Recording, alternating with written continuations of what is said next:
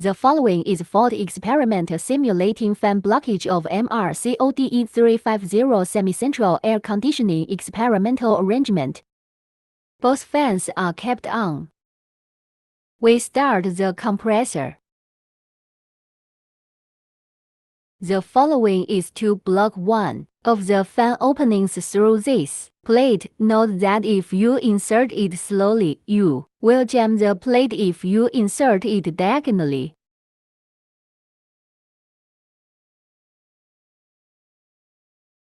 Put it in place.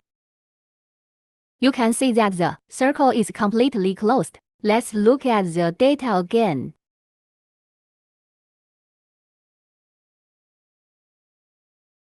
It has been running in this state for a few minutes. It can be seen that the heat exchange has reached nearly 29 degrees, and it is about to approach 30 degrees. The outlet of the fan is also close to 29 degrees. The simulated room is about 20 degrees, which is lower than before. The fan outlet temperature cannot reach the simulated temperature in the room, which is equivalent to fan blockage. The heat cannot reach our room for simulation. This is roughly the experimental phenomenon. Open the capillary to the maximum and compare the heating effect through the capillary with the heating effect of the capillary.